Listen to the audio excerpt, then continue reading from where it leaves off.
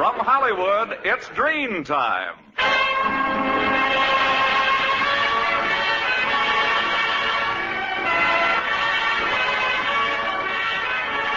Ladies and gentlemen, the makers of Drene Shampoo are pleased to present the 14th in a series of new programs produced by Carlton Alsop and starring Don Ameche. Let me sleep, will you, Blanche? Francis Langford. I just can't stand that snoring. And Danny Thomas.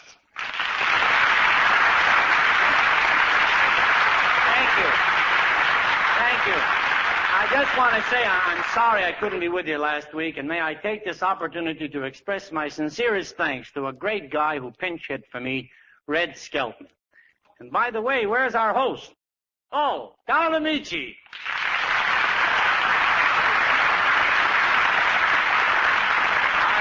Glad to see you back. Thanks. By the way, Don, I listened last week. I heard you tell Francis that during my spare time I was a babysitter, and I resent it. Well, do you deny it? No, I just resent it. You know, Danny, you'd get much better jobs if you learned to make friends quickly. But how? Well, be neighborly. The philosophy is to walk up to even a total stranger, throw your arms around him and say, let's be friends. Yeah, I did that the other day and I got slugged. Why? I don't know. It just doesn't seem to work on girls. You know, Danny, I think your problem lies in the fact that you're ignorant of the social graces. How much schooling have you had? I went to school for 3 years. Oh, well, I went to school for 14 years. Well, some people learn faster than others. Don, if I had my choice, I'd have gone to Vassar. Oh, Danny, Vassar is devoted to girls. What do you think I'm devoted to, ducks? Now, Danny, you know, schooling isn't enough. To be a true gentleman, one must have a background of generations of culture. Mr. Ameche, it may interest you to know that I have an Anglo-Saxon genealogy. Are you sure?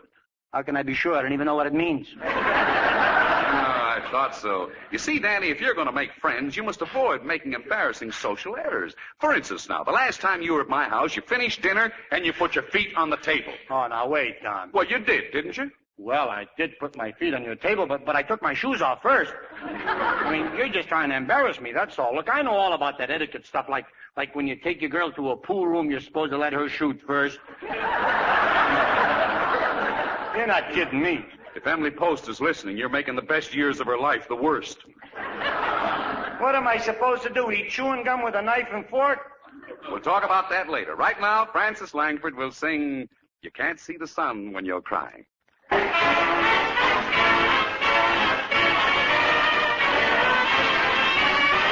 You can't see the sun when you're crying. A tear can hide the brightest sky of blue. You can't hear a song when you're sighing, no matter how the birds sing for you. Suppose you make believe your eyes were cloudy window panes. I'm sure you'd clean them up to look for rainbows when it rains. You can't see the sun when you're crying, so smile and let the sun shine through.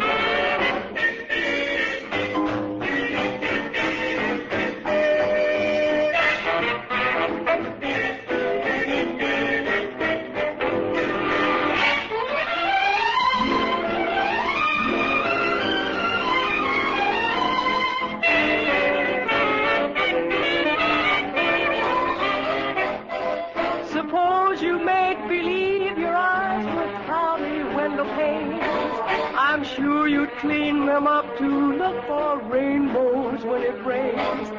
You can't see the sun when you're crying, so smile and let the sun shine through.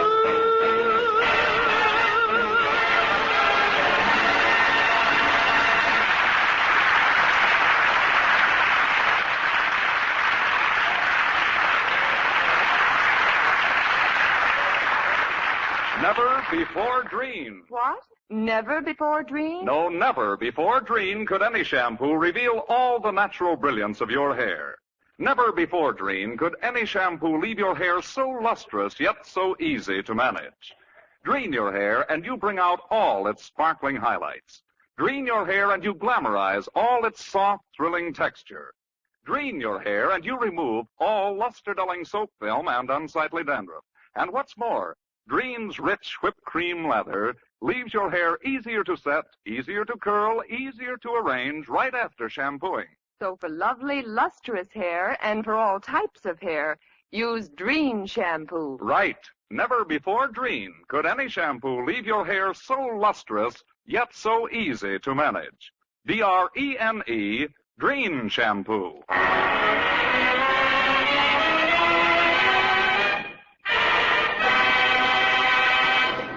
Say, Francis, Elsa Maxwell's having an old-fashioned bundling party tonight. You want to come? Oh, I'd love to. Hey, could I come? I said bundle, no loose packages.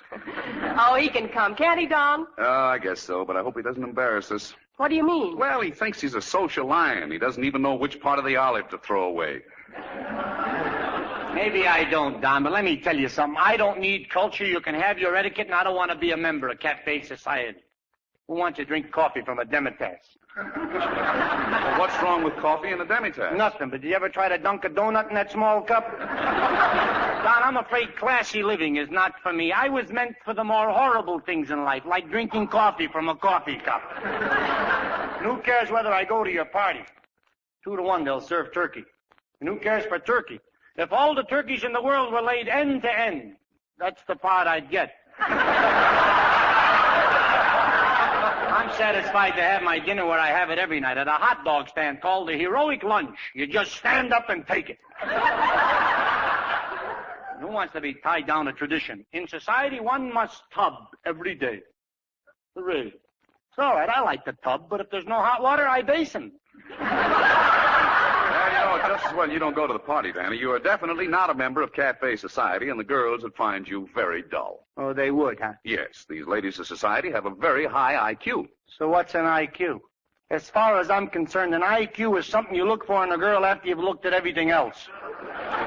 There's one thing that bothers me. Am I such a social outcast because I'm not a member of Cafe Society? Is it such a big thing to go to Ciro's or Macambo's every night? After all, what is a Hollywood nightclub? You want to know? I'll tell you. It's a place where a table of people from Toledo look over at a table of people from Milwaukee and say, gee, these movie stars look just like the folks back home. Culture, etiquette. There's such a thing as being too proper. Oh, come now, Danny, you're exaggerating. You don't believe me, huh? No. Now, Mr. Ameche, I shall prove my point. Exhibit A.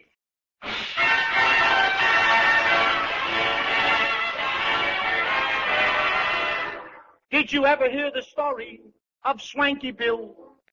If he weren't so ultra, he'd be living still. Why, when he smoked a cigar, people used to say he had more class than the fellow who threw it away. He had lots of dash when he flicked that ash. Now Bill retained his manners and his cultured air, although he thought the judge's verdict quite unfair. He gave him 7 years, but William wasn't grim.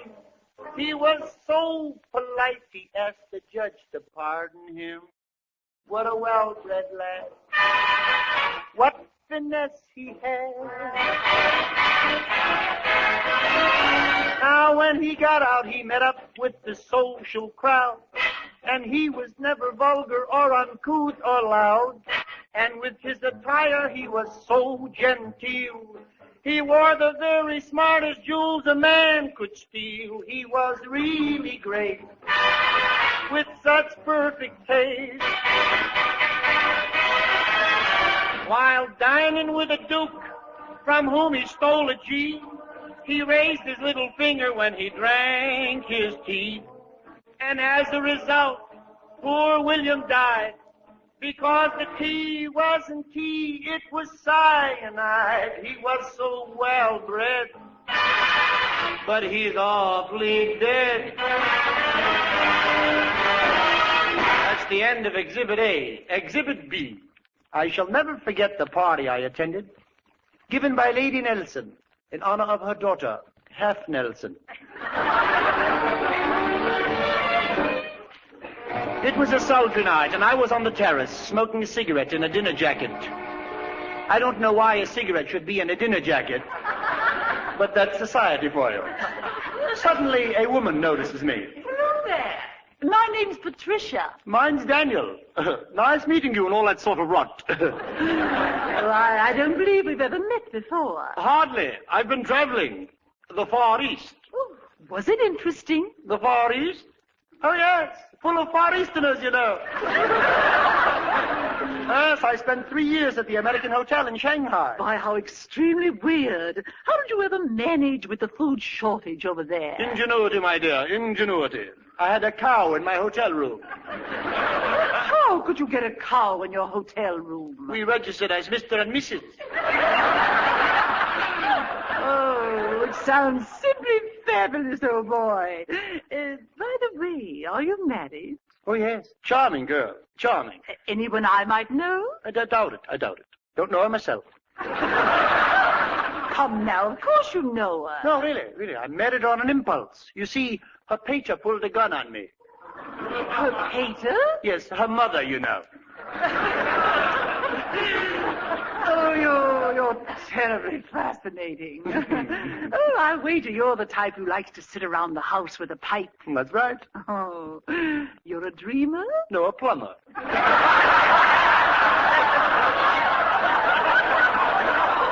Oh, how droll. I meant the kind of pipe from which a man draws dreams. The material for smoke rings. Oh, but I can't blow smoke rings. Why not? Square mouth. Sir, you're pulling my leg. How else can I get them even? Excuse me, Lady Patricia, but this man is obviously insulting you. Oh, no, I was just being gay. You see, my friends call me a buffoon, a jester. You, sir, are boorish, crass, overwhelmingly illiterate, and completely repugnant. How much of that is good? Please leave these premises and I'll see to it that my political friends in England, France, Italy, the Netherlands, and the Balkans forbid you to enter their country. Now, what have you to say? How are things in Glacamora? Now the moral of the story, and there must be a moral, seems to evade me, but let's not quarrel, for we have a delightful surprise for you. We're gonna talk about the wonders of Drene Shampoo.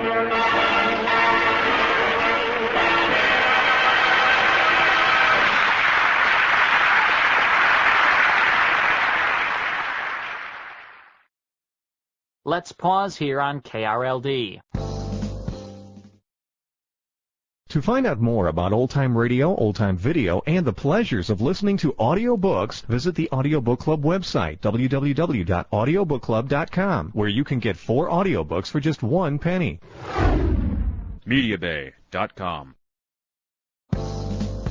Stay tuned. In our next hour, I'll have the conclusion to the Bickersons, plus a funny episode of the Screen Directors Guild assignment here on KRLD.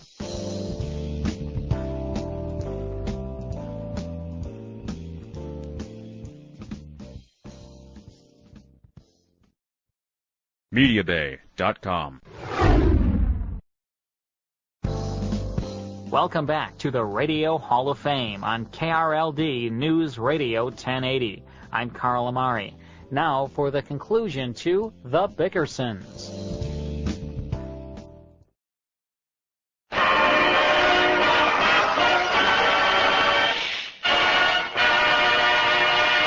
Our lovely Drene girl, Frances Langford, with Carmen Dragon and his orchestra, sings There Is No Greater Love.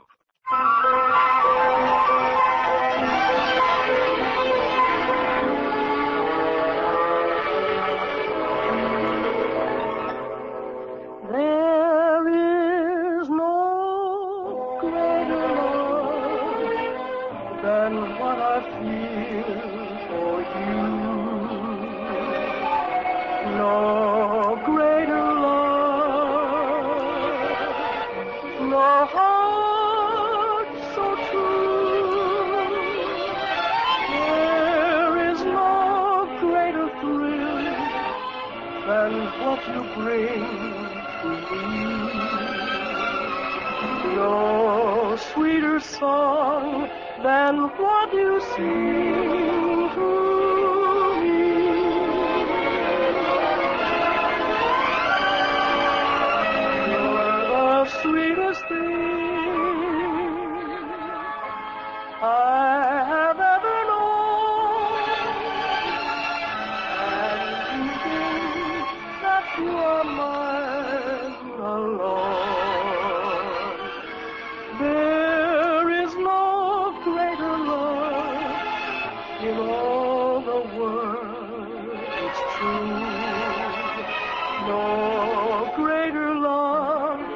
than what I feel for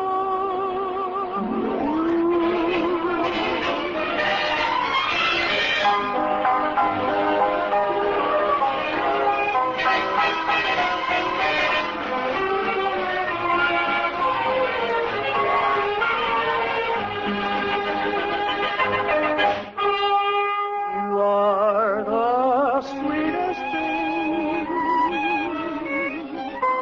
I have ever known, and to think that you are mine alone.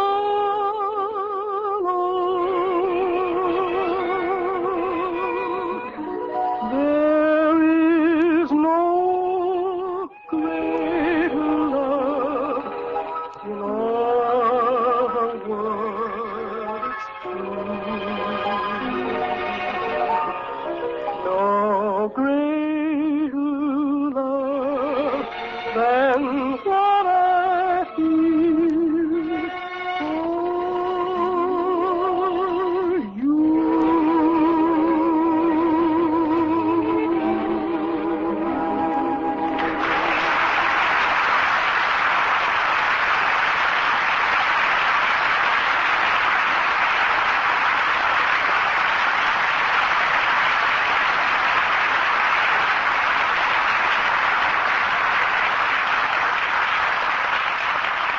And now Don Ameche and Frances Langford as John and Blanche Bickerson in The Honeymoon is Over, written by Phil Rapp.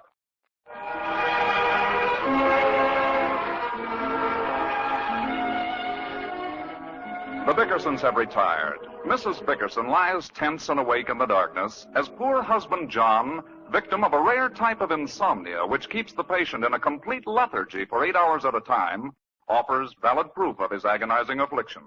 Listen.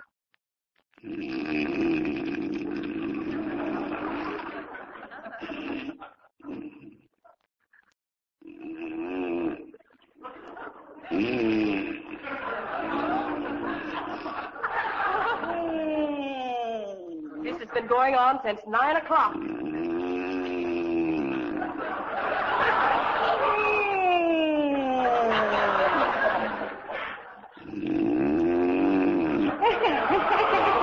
Oh, please, not that again.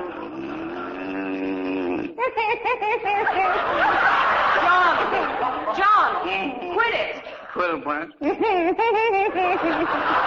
John, there must be something that'll put a stop to that hideous snoring.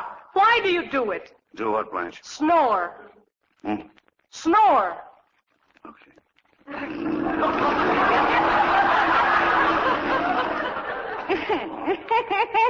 John, I'm going out of my mind. For years, you've been telling people you've got insomnia. And you not only sleep like a log, but you sound like you're sawing it. Very funny. It isn't funny, it's tragic. There's the clock again. 2 o'clock. I've counted that thing chime 45 times since we went to bed, and I still haven't slept. Well, how do you expect to sleep? You're going to lie there counting chimes. Throw the darn clock out. It's keeping me awake, too. You wouldn't wake up if we had Big Ben in the room. Big Ben who? I'm a nervous wreck. I've got crow's feet around my eyes. My forehead's all wrinkled. My chin is sagging. I'm beginning to look like an old hag. It's true, isn't it? I wouldn't say that. Why not, John? I'll be awake for the rest of the night. You do think it's true, though, don't you? What's true? I'm beginning to look like an old hag. You are not beginning to look like an old hag.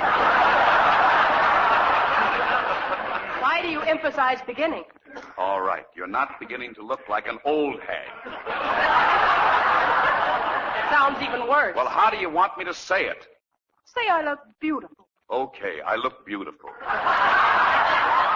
Good night. Oh, I don't know how a man could be so cruel. Is it any wonder I'm getting old before my time? What time is it? It's after 2 o'clock, and I haven't slept a wink. Well, go to sleep. You can't stand the sight of me, can you, John? I can stand it fine. Before we were married, you used to say such beautiful, poetic things. You don't anymore. Oh, well, Blanche, how do you expect me to feel poetic at 2 o'clock in the morning? You used to feel that way at 3 o'clock before we were married.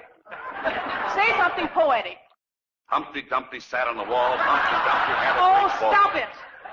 You're just trying to irritate me now. Well, what do you want me to say? You know what I want you to say. Okay.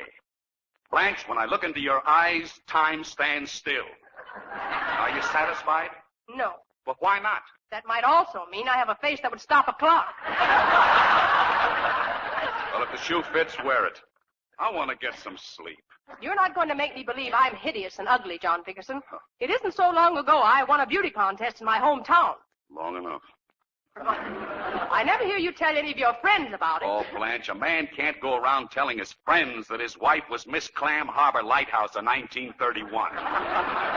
You make it sound as though I were the only girl in the contest. What about my sister, Clara? What about her? Plenty. You won it, didn't you?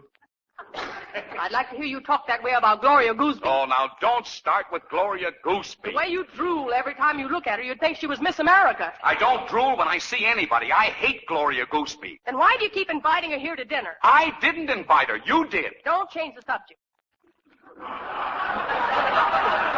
If it weren't for the fact that her husband Leo is such a nice person, I wouldn't have either of them in the house. And the dinner was awful. Well, you cooked it, Blanche. Yes, but the thought of that horrible Gloria Gooseby coming to dinner got me all confused and it ruined everything. The minute I turned my back, the roast caught on fire and I had to throw soup on it to put it out. You should have thrown that pie on it, too. There was nothing wrong with the pie. I hate lemon meringue, and you know it. It wasn't lemon meringue, it was apple pie. What was that yellow stuff on top? The crust got burned and I had to put some unbunteen on it.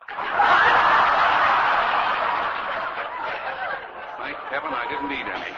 No, but your girlfriend stuffed herself with 4 pieces, the glutton. She is not my girlfriend, and quit talking about her so I can get some sleep. You wouldn't look at her twice if she didn't wear those brazen dresses. I would, too.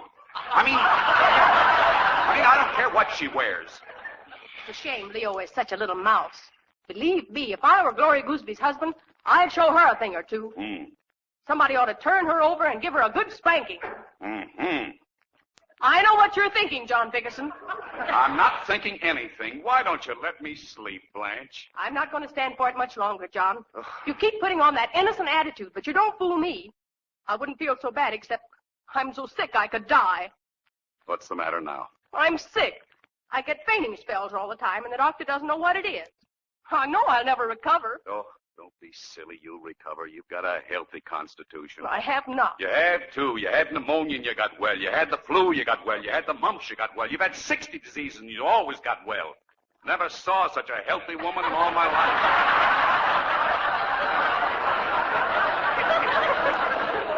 Well, what about these fainting spells? You'll recover from those, too. But if you ever get lockjaw, you'll bust. Why don't you faint now so I can sleep? Of all the unsympathetic, unfeeling wretches, if you ever lost me, it wouldn't mean a thing to you. Oh, wouldn't it, though? Well, you don't have to sound so eager. I'm not eager. I'm just sleepy. It's a good thing we don't have any children. I can just imagine what kind of a life a poor little child would have in this house. To have a father who constantly raves and rants, selfish and thoughtless, a man who can't bear the sight of his own child. What are you talking about? Me sick in bed and the poor little infant crying in his crib, crying his heart out for a little attention. Blanche! Why don't you feed the baby, John? John, why do you hate children so much? Because I can't bear them.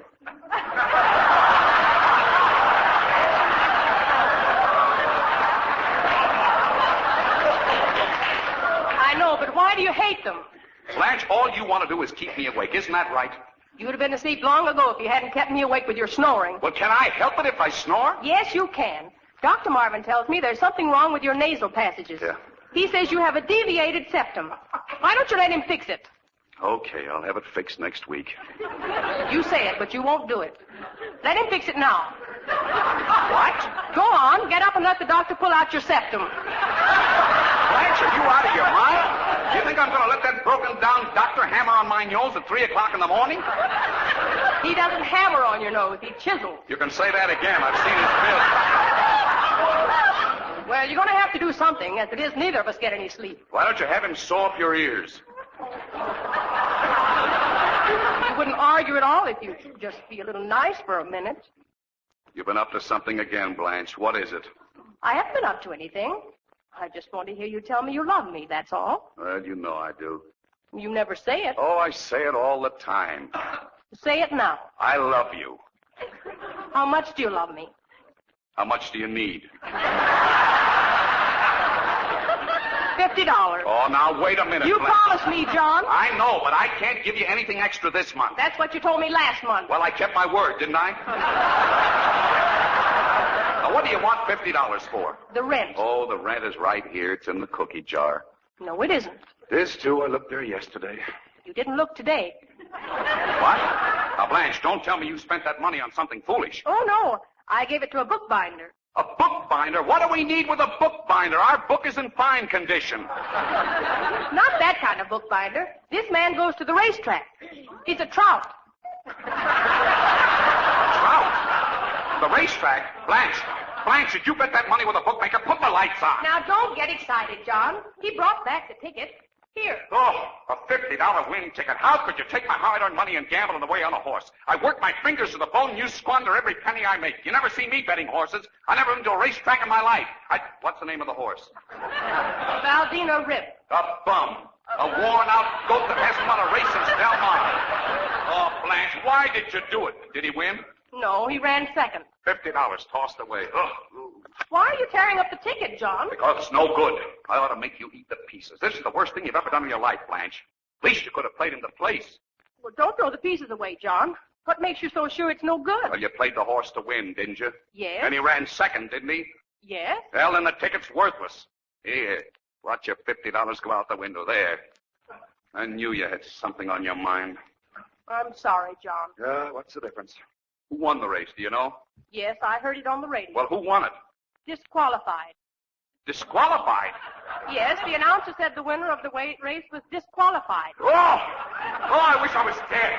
Good night, John.